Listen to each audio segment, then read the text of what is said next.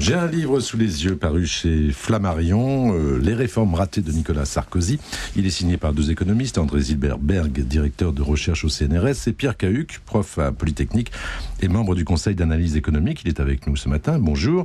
Alors, Éric. Oui, c'est ça qui est intéressant dans ce livre, parce que, au fond, vous allez contre l'idée générale, contestée d'ailleurs, mais l'idée générale de beaucoup de gens que Nicolas Sarkozy au moins engage les réformes. Il fait avancer les choses. Or, la thèse du livre, c'est que c'est non.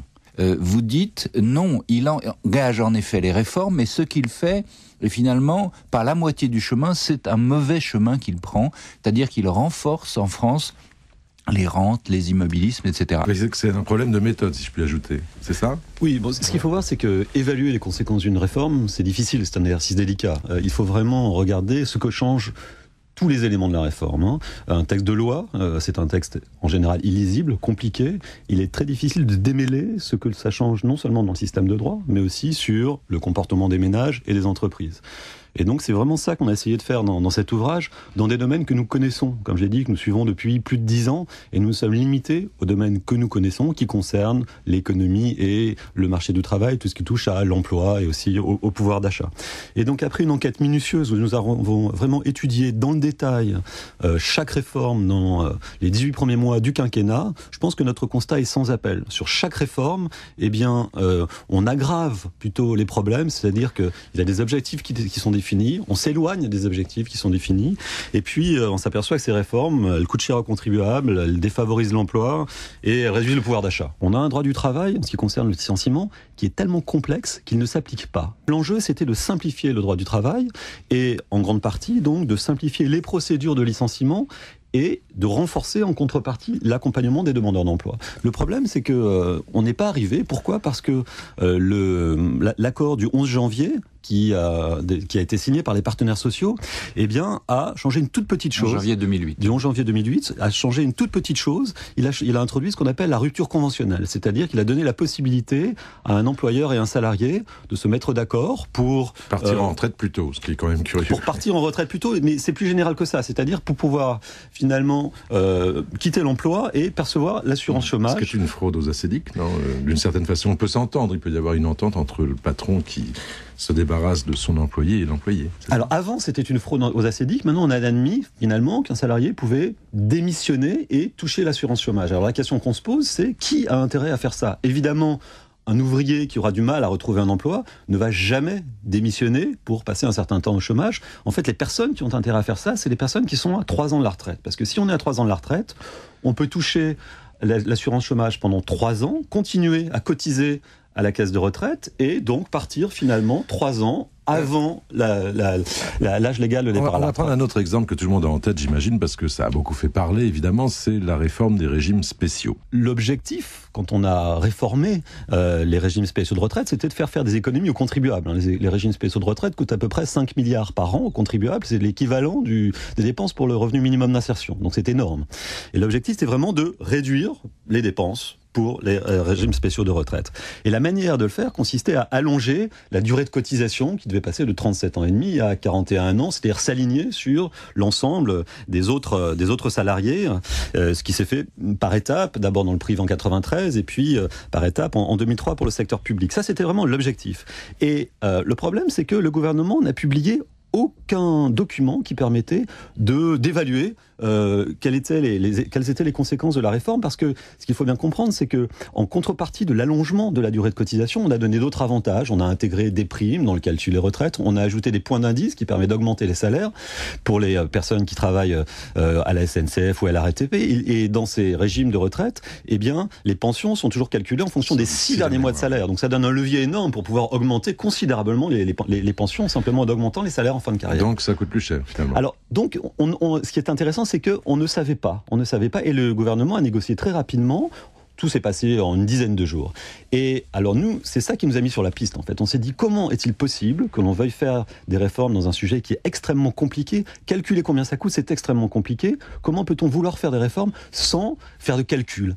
Et les chiffres commencent à sortir. Il y a un rapport d'un sénateur, UMP, Dominique Leclerc, grand spécialiste des retraites, qui souligne que finalement, lorsqu'on fait le bilan entre les avantages et ce qui a été concédé donc par les personnes qui travaillent dans ces régimes spéciaux, eh bien, vraisemblablement, ça coûte plus cher pour le contribuable. Alors, Éric Le Boucher. Il faut, en France, au préalable de réforme, changer les syndicats, parce qu'ils ne représentent que 8% des salariés, et donc si on négocie avec eux, on aura toujours un avantage pour ces 8%, pas pour les autres, je résume et je schématise.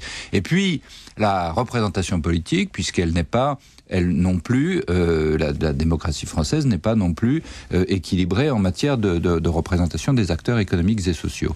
Voilà, c'est un préalable qu'il faut faire. Mais moi, j'ai envie de vous poser la question, Pierre Cahuc, ils mettent toujours des préalables aux réformes. On les fait pas du tout à ce moment-là. C'est toujours les remettre au calendrier grec. Ce qu'on a toujours fait en France, d'ailleurs, on dit toujours c'est irréformable. Au moins, ça bouge.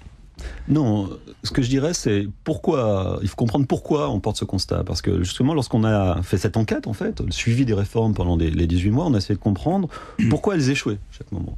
Et finalement, il y a effectivement deux grandes raisons. La première raison tient au fait que dans le domaine du social, vous savez que depuis une loi de décembre de 2007, eh bien, lorsque le gouvernement veut légiférer dans le domaine du social, il doit passer d'abord par les partenaires sociaux qui doivent signer un accord, et le gouvernement ensuite peut se saisir de cet accord pour le transformer en projet de loi.